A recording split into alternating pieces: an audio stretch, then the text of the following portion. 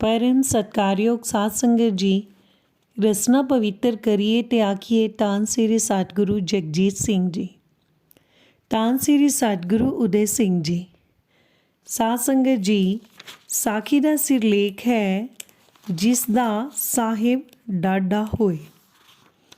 ये साखी संबंधित है जसविंदर सिंह हिस्टोरियन। भागां भरिया आज़ादी का दिन चढ़िया।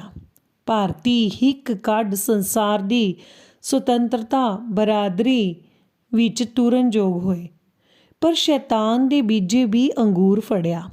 उन्हें अपना रंग विखाया, फिर को भांबड़ मच खलोते, पग वटाऊ यार अखां फेर गए। आकाश अबलावां दे हौकिया नाल तुआख्या गया। ਇਹ ਤਾਂ ਸਾਧੂ ਪ੍ਰਤਾਪ ਸਿੰਘ ਜੀ ਦੀ ਮਿਹਰ ਸੀ, ਜਿਨ੍ਹਾਂ ਸਮਾਂ ਆਉਣ ਤੋਂ ਪਹਿਲਾਂ ਪੰਜਾਬੀਆਂ ਨੂੰ ਖਬਰਦਾਰ ਕਰ ਦਿੱਤਾ ਸੀ ਤੇ ਜਿਨ੍ਹਾਂ ਬਚਨ ਮੰਨਿਆ ਉਹ ਬਾਲ ਬੱਚਿਆਂ ਸਮੇਤ ਰਾਵੀਓ ਪਾਰ ਹੋ ਗਏ ਤੇ ਆਪਣਾ ਮਾਲ ਧਨ ਤੇ ਬਹੂ ਬੇਟੀਆਂ ਦੀ ਇੱਜ਼ਤ ਬਚਾ ਸੁਰੱਖਿਅਤ ਥਾਵਾਂ ਜਾਂ ਡੇਰੇ ਲਾਏ। ਮਾਸਟਰ ਜੀ, ਮੇਰੇ ਪਿਤਾ ਜੀ ਜ਼ਿਲ੍ਹਾ ਲਾਇਲਪੁਰ ਦੇ ਚੱਕ 117-18 ਵਿੱਚ ਰਹਿੰਦੇ ਸਨ। ਉਹ ਵੀ ਹੋਰਨਾਂ ਵਾਂਗੂ ਉੱਜੜ ਪੁੱਜੜ ਇੱਧਰ ਆ ਗਏ। ਉਹਨਾਂ ਖੱਜਲ ਖੁਆਰੀ ਤਾਂ ਬੜੀ ਵੇਖੀ, ਪਰ ਨਾਮ ਬਾਣੀ ਵਾਲੇ ਪਾਸੇ ਢਿੱਲ ਨਾ ਪੈਣ ਦਿੱਤੀ। ਕੁਝ ਸਮਾਂ ਬਤੀਤ ਕੀਤਾ, ਮੁੜ ਜਗਾਦਰੀ ਰੇਲਵੇ ਵਰਕਸ਼ਾਪ ਵਿੱਚ ਬਤੌਰ ਫਿਟਰ ਭਰਤੀ ਹੋ ਗਏ। 1959 ਵਿੱਚ ਉਹਨਾਂ ਦੀ ਬਦਲੀ ਸ਼ਕੂਰ ਬਸਤੀ ਰੇਲਵੇ ਬਿਜਲੀ ਘਰ ਦਿੱਲੀ ਵਿੱਚ ਹੋ ਗਈ। ਸੱਚੇ ਪਾਤਸ਼ਾਹ ਦੀ ਕਿਰਪਾ ਨਾਲ ਉਹਨਾਂ ਨੂੰ ਬਚਪਨ ਤੋਂ ਗੁਰੂ ਘਰ ਦੇ ਇਤਿਹਾਸ ਤੇ ਕੀਰਤਨ ਦੀ ਲਗਨ ਸੀ। ਮੈਨੂੰ ਵੀ ਇਤਿਹਾਸ ਦੀ ਚੇਟਕ ਉਹਨਾਂ ਤੋਂ ਹੀ ਲੱਗੀ ਏ। ਇੱਥੇ ਆ ਕੇ ਉਹਨਾਂ ਵੀਰਵਾਰ ਦਾ ਨਾਮ ਸਿਮਰਨ ਤੇ ਐਤਵਾਰ ਸ਼੍ਰੀ ਆਸਾ ਦੀ ਵਾਰ ਦੇ ਕੀਰਤਨ ਦਾ ਨੇਮ ਬਣਾ ਲਿਆ।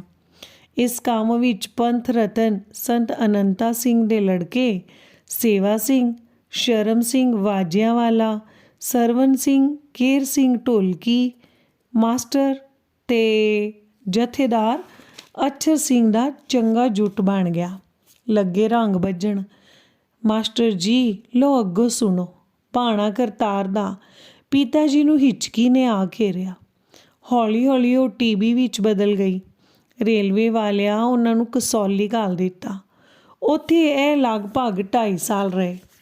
1-2 ਆਪਰੇਸ਼ਨ ਵੀ ਹੋਏ, ਪਰ ਇਹਨਾਂ ਇੱਥੇ ਆ ਕੇ ਵੀ ਆਪਣੇ ਨਿਤਨੇਮ ਵਿੱਚ ਫਰਕ ਨਹੀਂ ਪੈਣ ਦਿੱਤਾ। ਦਿਨ ਰਾਤ ਹੱਥ ਵਿੱਚ ਮਾਲਾ, ਰਸਨਾ ਟਕ ਟਕ ਚੱਲੇ। ਰਾਤ ਪਵੇ ਤਾਂ ਵੀ ਇਹੋ ਆਵਾਜ਼ਾਂ ਜੋੜੀ। ਹਸਪਤਾਲਾਂ ਵਿੱਚ ਰਾਤ ਨੂੰ ਸਮੇਂ ਸਿਰ ਸੌਣਾ ਪੈਂਦਾ ਹੈ, ਪਰ ਇਹਨਾਂ ਨੂੰ ਸੌਣ ਦੀ ਕੋਈ ਪਰਵਾਹ ਨਹੀਂ। ਸਾਰੀ ਰਾਤ ਸਤਿਗੁਰੂ ਜਗਜੀਤ ਸਿੰਘ ਜੀ ਦੇ ਚਰਨਾਂ ਨਾਲ ਜੁੜੇ ਰਹਿਣਾ। ਨਰਸਾਂ ਬੜੇ ਅਦਬ ਨਾਲ ਬੇਨਤੀ ਕੀਤੀ, ਪਰ ਇਹ ਧੁਨ ਦੇ ਪੱਕੇ। ਇਹਨਾਂ ਉਹਨਾਂ ਦੇ ਕਹੇ ਵੱਲ ਧਿਆਨ ਹੀ ਨਹੀਂ ਦਿੱਤਾ। ਕਸੌਲੀ ਕੁਝ ਫਰਕ ਪਿਆ ਤਾਂ ਹਸਪਤਾਲ ਦੇ ਡਾਕਟਰਾਂ ਧਰਮਪੁਰੇ ਭੇਜ ਦਿੱਤਾ। ਧਰਮਪੁਰਾ ਇੱਕ ਪਹਾੜੀ ਸਥਾਨ ਹੈ। ਸਵੱਛ ਜਲਵਾਯੂ, ਆਲੇ ਦੁਆਲੇ ਉੱਚੀਆਂ ਝੀਲਾਂ, ਜੰਗਲੀ ਫੁੱਲ, ਚੁਫੇਰੇ ਬਰਫਾਨੀ ਢੇਰ, ਕੁਦਰਤ ਦੇ ਸੁਹੱਪਣ ਦੇ ਭੰਡਾਰੇ ਖੁੱਲ੍ਹੇ ਪਏ ਹਨ। ਨਜ਼ਾਰਾ ਬੜਾ ਹੀ ਦਿਲਕਸ਼ ਹੈ। ਇਹ ਸ਼ਿਮਲੇ ਜਾਂਦਿਆਂ ਰਾਹ ਵਿੱਚ ਆਉਂਦਾ ਹੈ। ਇੱਥੇ ਆਮ ਕਰਕੇ ਤਪਦਿਕ ਦੇ ਮਰੀਜ਼ਾਂ ਦੀ ਤੀਮਾਰਦਾਰੀ ਕੀਤੀ ਜਾਂਦੀ ਹੈ।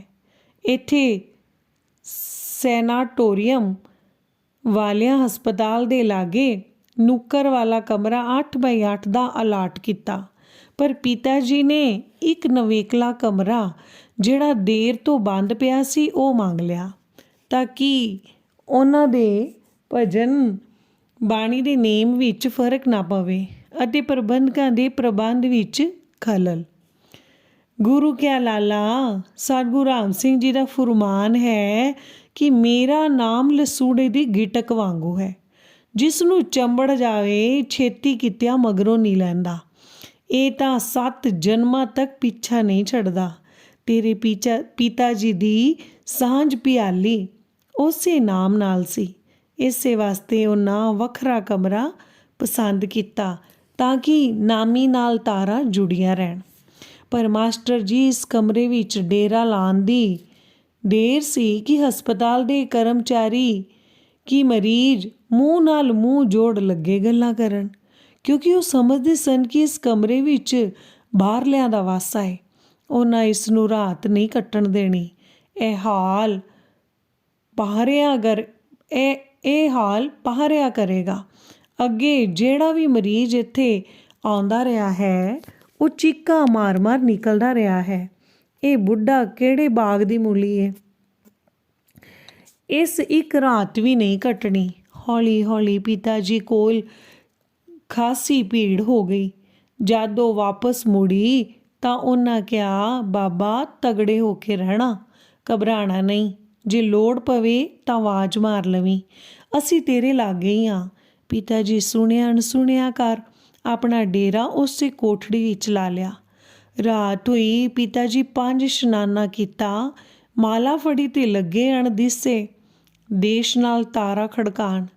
ਕੁਝ ਸਮਾਂ ਆਰਾਮ ਕੀਤਾ, ਬਾਕੀ ਕੀਰਨੇ ਪਾਉਂਦਿਆਂ ਗੁਜ਼ਰਿਆ। ਪਰ ਭਾਈ ਸਾਦਾ, ਤੇਰੇ ਪਿਤਾ ਦੀ ਆਸ਼ਕਾਂ ਵਾਲੀ ਬਿਰਤੀ ਏ। ਆਸ਼ਿਕ ਨੂੰ ਸਦਾ ਮਾਸ਼ੂਕ ਦੀ ਤਾਂਘ ਰਹਿੰਦੀ ਏ। ਉਸ ਦੀ ਅੱਖਾਂ ਵਿੱਚ ਨੀਂਦ ਕਿੱਥੇ? ਭਾਈ ਗੁਰਮੁਖਾ, ਤੇਰੇ ਪਿਤਾ ਵੀ ਰੰਗੀਲੇ ਫਕੀਰ ਸਨ। ਉਹ ਮਸਤ ਦੀਵਾਨੇ ਸਨ। ਉਹਨਾਂ ਦਾ ਵਾਹ ਖਾਣ ਪੀਣ ਸੌਣ ਨਾਲ ਨਹੀਂ ਸੀ। ਉਹ ਤਾਂ ਸਦਾ ਮਾਹੀ ਦੀ ਉਡੀਕ ਵਿੱਚ ਰਹਿੰਦੇ ਸਨ ਤੇ ਸਤਿਗੁਰੂ ਰਾਮ ਸਿੰਘ ਜੀ ਦੀ ਯਾਦ ਵਿੱਚ ਕੀਰਨੇ ਪਾਉਂਦੇ।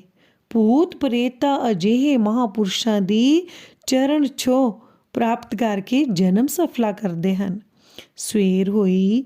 ਜਿਹੜਾ ਮਰੀਜ਼ ਬਾਹਰ ਨਿਕਲੇ ਪਹਿਲਾਂ ਉਹ ਇਸ ਕੁਟੀਆਂ ਵੱਲ ਝਾਕੇ ਤੇ ਮੁੜ ਇੱਧਰ ਰੁੱਖ ਕਰ ਲਵੇ। ਜਦ ਖਾਸੀ ਭੀੜ ਹੋ ਗਈ ਤਾਂ ਲੱਗੀ ਘੁਸਰ ਮੁਸਰ ਕਰਨ, ਪਰ ਪਿਤਾ ਜੀ ਨੂੰ ਕੁਝ ਨਾ ਪੁੱਛਣ। ਤੂੰ ਵੀ ਭੋਲਾ ਏ। ਉਹਨਾਂ ਗਰੀਬਾਂ ਨੂੰ ਕੀ ਪਤਾ ਕਿ ਇਸ ਪੁਰਸ਼ ਦੀ ਪਿਆਲੀ ਨਾਮ ਨਾਲ ਹੈ ਤੇ ਜਿਸ ਦੀ ਸਾਂਝ ਨਾਮ ਨਾਲ ਪੈ ਜਾਵੇ ਉਸ ਦੇ ਵਸ ਵਿੱਚ ਆਕਾਸ਼ ਪਤਾਲ। ਉਹ ਨਿਰਭਉ ਤੇ ਨਿਰਵੈਰ। ਨਾਮ ਦੀ ਮਹਿਮਾ ਕੌਣ ਕਰ ਸਕਦਾ ਹੈ? ਨਾਮ ਦੀ ਮਹਿਮਾ ਦਾ ਅਲੰਕਾਰ ਤਾਂ ਗੁਰੂ ਅਰਜਨ ਦੇਵ ਜੀ ਬੰਨਿਆ ਹੈ। ਐਸੋ ਸਹਾਈ ਹਰ ਕੋ ਨਾਮ, ਸਾਧ ਸੰਗਤ ਭਜ ਪੂਰਨ ਕਾਮ। बूढ़त को जैसे बेड़ी मिलत, बूझत दीपक मिलत तिलत, जलन अग्नि मिलत नीर, जैसे बारक मुखे खीर। जैसे रणमेर सखा परात, जैसे भूखे भोजन मात, जैसे खिरखे बरस मेघ, जैसे पालन सरन सिंह। गरड़ मुख नाही स्रपत्रास, सुहा पिंजर नहीं खाए बिलास। जैसे आंडो हृदय माहे, जैसे दानो चक्की दराए। बहुत उपमा थोर कही, हर अगम अगाध तू ही। ऊंच मुढ़ो बहु अपार, समरथ नानक तहो सार। ਮਾਸਟਰ ਜੀ ਇਸ ਕੁਟੀਆ ਵਿੱਚ ਰਹਿਣ ਸਦਕਾ ਪਿਤਾ ਜੀ ਦਾ ਪ੍ਰਭਾਵ ਆਮ ਮਰੀਜ਼ਾਂ 'ਤੇ ਚੰਗਾ ਪਿਆ। ਉਹ ਇਹਨਾਂ ਨੂੰ ਅਲੌਕਿਕ ਰੂਹ ਸਮਝਣ ਲੱਗ ਪਏ। ਵਾਹ ਭੋਲਿਆ, ਪ੍ਰਭਾਵ ਪੈਂਦਾ ਵੀ ਕਿਉਂ ਨਾ। ਇਹ ਤਾਂ ਭਲਾ ਸਾਧਾਰਨ ਧਰਤੀ ਦੇ ਬੰਦੇ ਸਨ। ਅਜਿਹੇ ਮਹਾਂਪੁਰਸ਼ਾਂ ਤੋਂ ਧਰਮਰਾਜ ਵੀ ਪ੍ਰਭਾਵਿਤ ਹੋਏ ਬਿਨਾਂ ਨਹੀਂ ਰਹਿੰਦਾ। ਲੋ ਅੱਗੋਂ ਹੋਰ ਸੁਣੋ। ਪਿਤਾ ਜੀ ਨੂੰ ਧਰਮ ਪੂਰੇ ਰਹਿੰਦਿਆਂ ਕੋਈ 2-2.5 ਮਹੀਨੇ ਗੁਜ਼ਰੇ ਹੋਣੇ ਨੇ ਕਿ ਉੱਥੇ ਬਠਿੰਡੇ ਰੇਲਵੇ ਲੋਕੋ ਸ਼ੈੱਡ ਤੋਂ ਰਿਟਾਇਰਡ ਬੰਤਾ ਸਿੰਘ ਬਿਮਾਰੀ ਦਾ ਗ੍ਰਸਿਆ ਆ ਮਿਲਿਆ। ਉਹ ਜਵਾਨੀ ਸਮੇਂ ਬੜਾ ਸ਼ਰਾਬੀ ਕਬਾਬੀ ਵਿਭਚਾਰੀ ਡਾਕੂ ਤੇ ਛਟਿਆ ਫੁੱਕਿਆ ਸੀ। ਉਸ ਨੂੰ ਸੂਹ ਲੱਗ ਗਈ ਕਿ ਮੇਰੇ ਪਿਤਾ ਜੀ ਬੜੇ ਵਜਨੀਕ ਹਨ ਤੇ ਜਿਸ ਕਮਰੇ ਵਿੱਚ ਇਹ ਰਹਿ ਰਹੇ ਹਨ ਇੱਥੇ ਚੁੜੇਲਾਂ ਦਾ ਵਾਸਾ ਸੀ। ਅੱਗੇ ਜਿਹੜਾ ਕੋਈ ਰਾਤ ਰਹਿੰਦਾ ਸੀ ਉਹ ਚੀਕਾਂ ਮਾਰਦਾ, ਹਾਲ ਪਹਾਰਿਆ ਕਰਦਾ ਤੇ ਕਮਰੇ ਤੋਂ ਬਾਹਰ ਦੌੜ ਜਾਂਦਾ। ਪਰ ਇਹ ਬੜੀ ਦੇਰ ਤੋਂ ਇਸ ਵਿੱਚ ਰਹਿ ਰਿਹਾ ਹੈ। ਉਹ ਉਸ ਨੂੰ ਕੁਝ ਨਹੀਂ ਕਹਿੰਦੀਆਂ ਤਾਂ ਉਸ ਦਾ ਮਨ ਇਹਨਾਂ ਵੱਲ ਖਿੱਚਿਆ ਗਿਆ। ਇਹਨਾਂ ਦੀ ਰਹਿਣੀ ਬਹਿਣੀ ਨੇ ਉਸ ਨੂੰ ਕੀਲ ਲਿਆ। ਉਹ ਪਿਤਾ ਜੀ ਕੋਲ ਆਇਆ ਤੇ ਨਿਮਰਤਾ ਨਾਲ ਕਿਹਾ, ਸੰਤ ਜੀ ਮੇਰੇ 'ਤੇ ਵੀ ਕੁਝ ਕਿਰਪਾ ਕਰੋ, ਮੈਂ ਗੰਦੇ ਟੋਏ ਵਿੱਚ ਡਿੱਗ ਪਿਆ ਹਾਂ। ਜਸਵਿੰਦਰ ਤੂੰ ਨਹੀਂ ਸੁਣਿਆ ਕਿ ਚੰਦਨ ਲਾਗੇ ਉਗੇ ਰੁੱਖਾਂ ਵਿੱਚ ਚੰਦਨ ਦੀ ਸੁਗੰਧੀ ਆ ਜਾਂਦੀ ਏ। ਜਸਵਿੰਦਰ, ਤੂੰ ਨਹੀਂ ਸੁਣਿਆ ਕਿ ਚੰਦਨ ਲਾਗੇ ਉਗੇ ਰੁੱਖਾਂ ਵਿੱਚ ਚੰਦਨ ਦੀ ਸੁਗੰਧੀ ਆ ਜਾਂਦੀ ਏ। ਪਰਬਤਾਂ 'ਤੇ ਗਿਆ ਠੰਡ ਦਾ ਪੱਤਾ ਸੈਲਾਨੀਆਂ ਨੂੰ ਸੁੱਤੇ ਹੀ ਜਾਂਦਾ ਹੈ। ਬੰਤਾ ਸਿੰਘ ਨੂੰ ਵੀ ਸੰਤਾਂ ਦੀ ਖੁਸ਼ਬੋਈ ਨੂੰ ਖਿੱਚ ਲਿਆ। ਬੁੱਧੀ ਨਿਰਮਲ ਹੋ ਗਈ। ਮਾਂ ਸ਼ਰਾਬ ਤੋਂ ਤੌਬਾ ਕੀਤੀ, ਮੰਦੇ ਕਰਮਾਂ ਤੋਂ ਕੰਨਾਂ ਨੂੰ ਹੱਥ ਲਾਏ। ਵੈਲੀ ਬੰਤਾ ਸਿੰਘ ਤੋਂ ਸੰਤ ਬੰਤਾ ਸਿੰਘ ਬਣ ਗਿਆ। 6 ਮਹੀਨਿਆਂ ਉਪਰੰਤ ਪਿਤਾ ਜੀ ਨੂੰ ਹਸਪਤਾਲੋਂ ਛੁੱਟੀ ਮਿਲ ਗਈ। ਉਹਨਾਂ ਦਿੱਲੀ ਮੁੜਨ ਲਈ ਤਿਆਰੀ ਕੀਤੀ।